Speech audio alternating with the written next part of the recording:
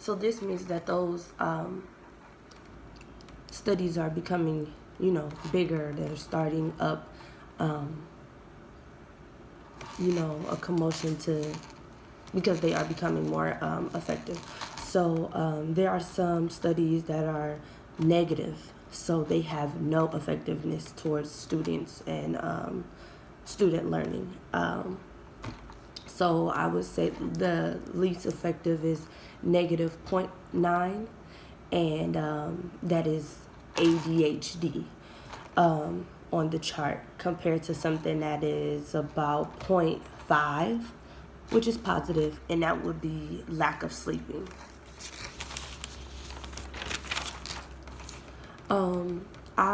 I honestly think that Dr. Hattie is listing and displaying a chart view, because the chart is showing, from non-effective to effective influences of studies, and just to better help future educators or educators, because research proves that these things are either effective or non-effective.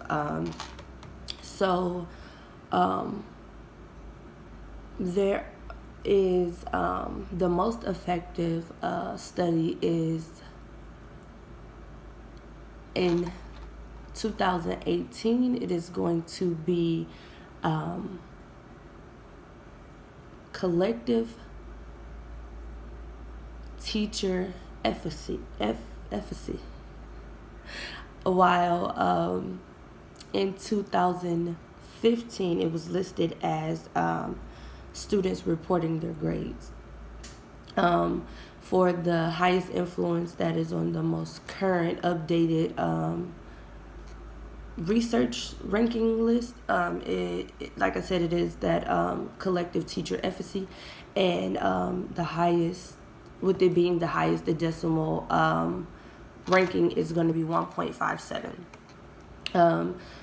So the tipping point is where a few factors have been contributed to make that that study become more effective.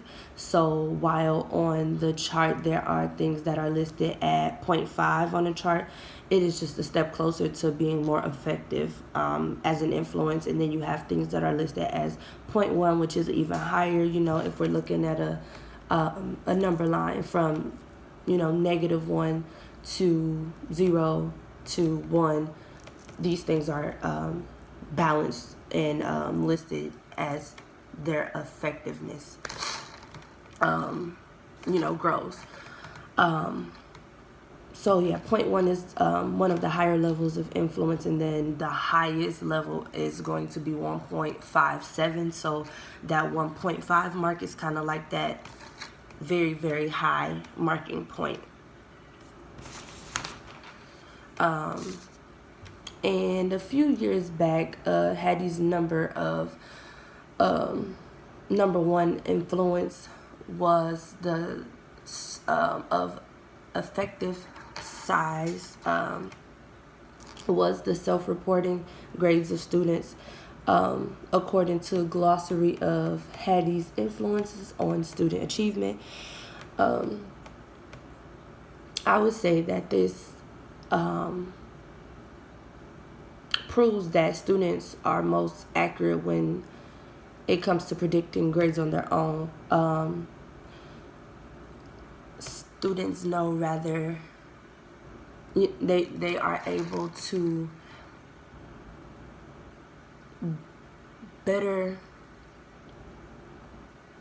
I would say the students are better at determining what their grades will be, because they are aware of if they study, if they have met all of the criteria, if they are putting forth the effort to actually complete the assignments, or however. So I think for future educators, this means that as long as we're providing the tools and the appropriate time frame with what's expected for our students, they are going to be able to achieve those grades.